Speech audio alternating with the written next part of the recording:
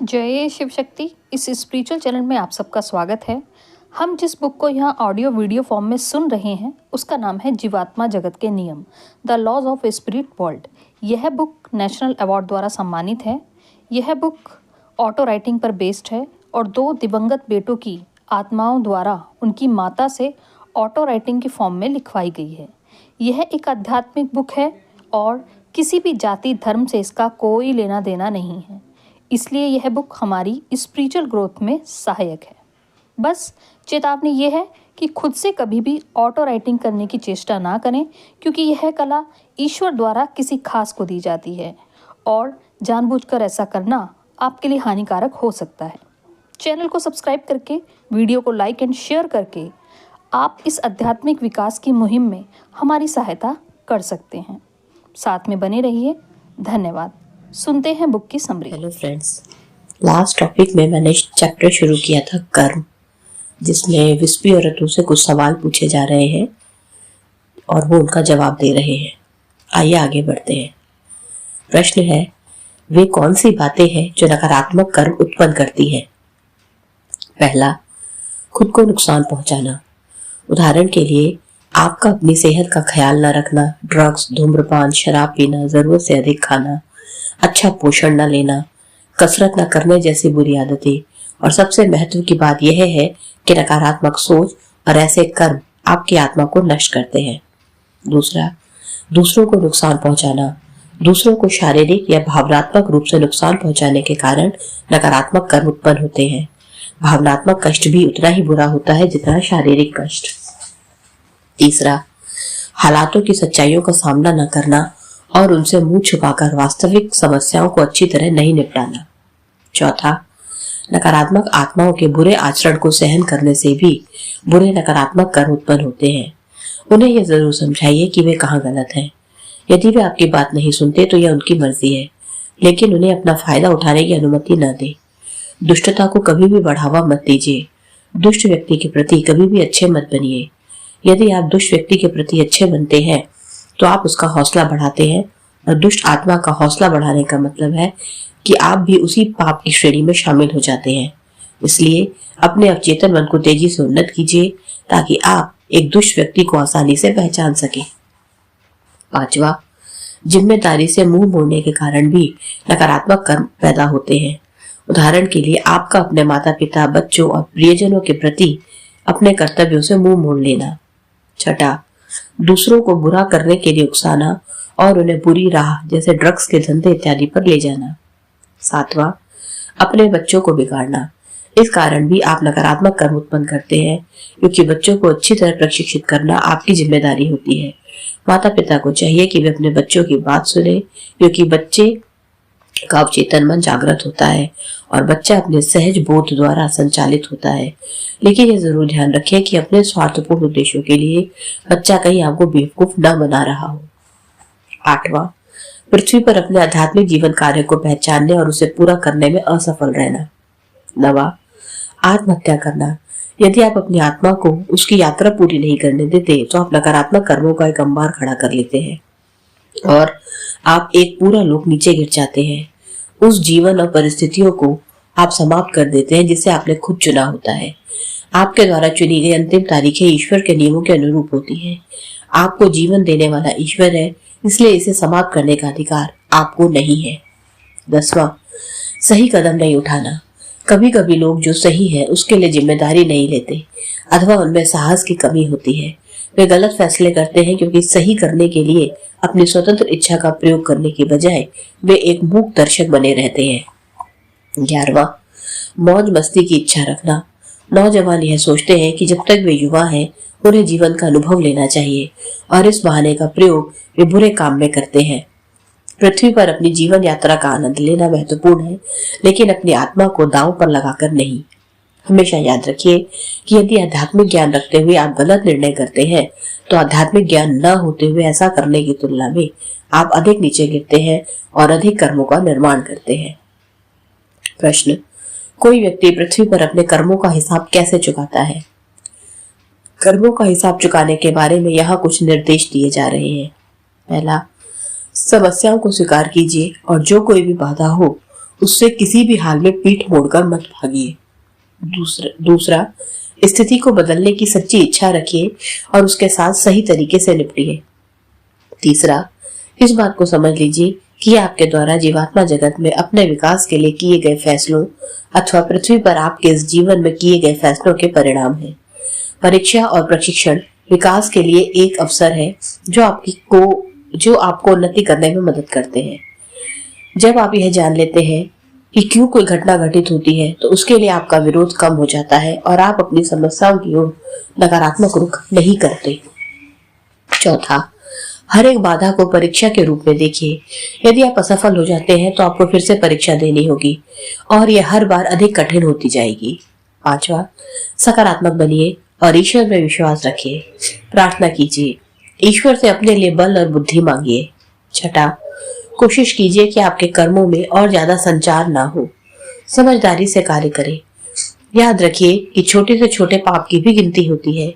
जिस तरह सागर के निर्माण में छोटी से छोटी बूंद का भी योगदान होता है, उसी तरह आपके कर्म में भी छोटे से छोटा कर्म, चाहे वह अच्छा हो या बुरा, अपना परिणाम छोड़ता है। सातवां, जीवन यात्राओं की तुलना ना करें। यह सवाल मत उठाइए कि आप क्यों दुख भोग रहे हैं, दूसरे क्यों नहीं। यह विचार ही अपने आप में गलत है और ये आपको विकास करने से रोकता है। भौतिक मन को नियंत्रित रखिए और अवचेतन मन की आवाज सुनिए। मुसीबत के क्षण में वह शांत रहता है और आपका मार्गदर्शन करता है। नवा, अपने जीवन की परिस्थितियों के लिए कभी भी दूसरे को दोष मत दीजिए। अपनी जिंदगी की जिम्मेदारी आप खुद लीजिए। आप जब भी चाहे खुद को बदल सकते हैं। ज्यादातर लोग कमजोर होते हैं क्योंकि वे यही चाहते हैं। 10वां, यहाँ तक कि जब आप समस्याओं से घिरे हो अथवा दुख का अनुभव कर रहे हो, तभी छोटे मोटे भले कर्मों के जरिए दूसरों की मदद करें। आपकी समस्याओं की ओर से ध्यान हटाने वाले ये कार्य आपके लिए मददगार साबित होंगे। यह जरूर निश्चित कर ले कि आपका उद्देश्य शुद्ध हो। जब आप दूसरों की मदद करते हैं, ईश्वर आपको आपकी समस्याओं का सामना सहजता से करने की शक्ति देते हैं और साथ ही आपको उन लोगों की दुआ भी मिलती है जिनकी आपने मदद की हो। 11वां, कर्म कीजिए। आप जो कर सकते हैं अच्छे से करें और बाकी ईश्वर पर छोड़ दें। प्रश्न, क्या परीक्षा और प्रशिक्षण कर्म ही है? ये कर्म नहीं है, लेकिन कर्म से जुड़े जरूर है। जीवात्मा जगत में रहते हुए आप निम्नलिखित कारणों से पृथ्वी पर आने का विकल्प चुनते हैं। पहला, कर्मों का हिसाब चुकाना। दूसरा, परीक्षा और प्रशिक्षण का अनुभव करना। तीसरा, अपने आध्यात्मिक जीवन कार्य को पूरा करना जो पृथ्वी पर आपके होने का वास्तविक कारण है। चौथा, अपने प्रियजनों की रक्षा करना। ये 4 चीजें एक साथ मिलकर पृथ्वी पर आपके मार्ग का निर्माण करती हैं। आपकी राह में आने वाली समस्याएं कर्म से जुड़ी नहीं होती। मुश्किलें आपकी राह में परीक्षा और प्रशिक्षण के रूप में आती है ताकि आप अपनी कमजोरियों अथवा नकारात्मक आत्मिक गुणों से परिचित होकर सकारात्मक आत्मिक गुणों को विकसित कर सके। यदि कर्म आपका ऋण या आपको मिलने वाला उपहार है तो प्रशिक्षण आपकी तैयारी है। आप इस अनुभव को पाने का फैसला करते हैं ताकि आप अपनी परीक्षा में सफल होने की तैयारी कर सके। जीवात्मा जगत में उच्च भली आत्माओं की मदद से आप उस प्रशिक्षण को चुनते हैं जिसे आप पृथ्वी पर अपने जीवन काल में पूरा करना चाहते हैं। आप यह भी चुनते हैं कि आप किन विशेष आत्मिक गुणों की परीक्षा देना चाहेंगे। बहरहाल, परीक्षाओं की प्रकृति, उनका विस्तार और उनका समय आपके द्वारा तय नहीं किया जा सकता, बल्कि आपके अवचेतन मन द्वारा अपने आप तय किया जाता है। उदाहरण के लिए, यूनिवर्सिटी में आप अपनी पसंद के विषय चुनते हैं। हालांकि साल के अंत में आप अपनी परीक्षा के प्रश्न पत्र के लिए प्रश्नों का चयन नहीं करते। जीवन के अलग अलग दौर में ऐसी अनेक परीक्षाएं आपके सामने आएंगी और आपको उनका सामना तब तक करते रहना होगा जब तक कि आप उनमें बिल्कुल अच्छी तरह सफल ना हो। प्रशिक्षण आपकी जीवात्मा को सबल बनाता है और आपको कुछ सच्चाइयों से परिचित कराता है। प्रशिक्षण आपकी आत्मा को कुछ ऐसे गुण प्रदान करता है जो आपके लिए परीक्षाओं में सफल होने और अपना जीवन कार्य पूरा करने में आपकी मदद करते हैं। प्रशिक्षण कई प्रकार की परिस्थितियों के रूप में होता है जिनका आपको सामना करना पड़ता है और इससे आपको सीखने और विकास करने में मदद मिलती है। प्रशिक्षण कई रूपों में हो सकता है जो आपकी आत्मा की जरूरतों के आधार पर आपके द्वारा चुने गए विकल्पों पर निर्भर करता है। तब आपकी इस बात के लिए परीक्षा ली जाएगी कि आपने उन सच्चाइयों या शिक्षाओं को सीखा है या नहीं और वे आपके जीवन के अंग बने हैं या नहीं। आपने आध्यात्मिक पाठ सीखे हैं या नहीं, इसे तय करने के लिए परीक्षाएं होती है। जब आप कोई पाठ अच्छी तरह सीख लेते हैं तो उसकी परीक्षा दोबारा नहीं ली जाती। आप एक विशेष परिस्थिति से गुजरकर उसके पार निकल चुके होते हैं, जिसका यह अर्थ होता है कि आप इस संघर्ष के उच्चतर अभिप्राय को समझ चुके हैं। मान लें आपको अपनी सफलता पर घमंड है। आप ऐसे हालातों से होकर गुजरेंगे जिनमें आप असफलता का अनुभव करेंगे और यही आपका प्रशिक्षण होगा। यदि आप इस असफलता के स्वभाव को समझ लें कि इसे आपके सामने इसलिए रखा गया है ताकि आप विनम्रता का पाठ पढ़ सके और आप वास्तव में विनम्र बनते हैं, तो आपने सबक सीख लिया होता है और इस तरह आप परीक्षा में सफल होते हैं। आप एक नकारात्मक आत्मिक गुण अर्थात अहंकार को हटाकर एक सकारात्मक आत्मिक गुण अर्थात विनम्रता ग्रहण करते हैं। जब यह परिवर्तन सच्चे रूप से होता है तो आपकी परीक्षा सही मायने में सफल होती है। इस तरह आपकी आत्मा प्रशिक्षित होती है। जो आप आध्यात्मिक रूप से प्रगति करते हैं, आपकी परीक्षाएं और आपके प्रशिक्षण की प्रकृति उच्च रूप की होती जाती है और आपको जीवात्मा जगत से अतिरिक्त मदद हासिल होती है। परीक्षाओं का अस्तित्व इसलिए भी होता है ताकि वे अपने नैतिक बल को परख सके। क्या आप इस तथ्य को अनदेखा कर आसान रास्ते को चुनेंगे, जबकि ऐसा करना नैतिक रूप से गलत है? आप मुश्किल होते हुए भी सही राह को ही चुनेंगे। कर्म, परीक्षा और प्रशिक्षण आपस में जुड़े हुए हैं, लेकिन वे एक ही बात नहीं है। कहने का मतलब यह है, चाहे कोई भी परिस्थिति आपके सामने आ जाए, उसका साहस पूर्वक और खुशी खुशी सामना करें, लेकिन हर हाल में सजग रहें। परीक्षाएं आपके सामने तब आती है जब आप दूर दूर तक उनकी उम्मीद नहीं करते। आध्यात्मिक परीक्षा अचानक होती है।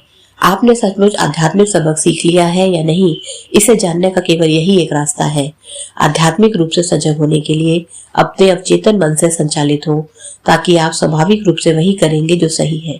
यदि आप भौतिक मन से संचालित होते हैं तो आध्यात्मिक परीक्षा की घड़ी में आप गलत स्नायु का प्रयोग कर रहे होते हैं। इसलिए हो सकता है कि आप परीक्षा में बेहतर न कर पाए या पूरी तरह सफल ही हो जाए। परीक्षा की घड़ी में डर से स्तब्ध रह जाते हैं या फिर क्रोधित और तनावग्रस्त होने की शुरुआत में ही अवचेतन मन से आपका संपर्क टूट जाता है और आपकी दिशा गलत हो जाती है। आप गलत पेशी अर्थात भौतिक मन को सक्रिय कर लेते हैं। आपकी शुरुआत ही सब कुछ है। जो ही आप गलत पेशी को सक्रिय करते हैं, आप इसी का प्रयोग करते रह जाते हैं। आखिरकार जब आप परीक्षा में सफल हो जाते हैं, तब आपको अनुभव होता है कि आपने क्या कर लिया। जब आप किसी परीक्षा में असफल होते हैं, आपको दोबारा इसका सामना करना पड़ता है, लेकिन अब यह पहले से अधिक कठिन हो जाती है। आपको सबक तो वही सीखना होता है, लेकिन अब जो परीक्षा आपको देनी होती है वह अलग प्रकार की होती है। इस तरह आध्यात्मिक परीक्षा अचानक होती है। जब तक आप सबक सीख नहीं लेते, वही समस्या आपके सामने बार बार तब तक आती रहती है जब तक आप उन पर विजय नहीं प्राप्त कर लेते। दूसरा नियम है, आप जो आध्यात्मिक रूप से प्रगति करते हैं, आपकी परीक्षा कठिन होती जाती है। यह ऐसा ही है कि स्कूल में आप जैसे जैसे ऊपर के दर्जे में जाते हैं, आपको कठिन परीक्षा से गुजरना पड़ता है।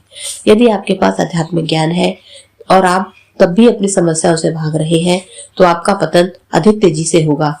भागने का आपका कारण चाहे जो भी हो, डर, अहंकार या अन्य कुछ भी।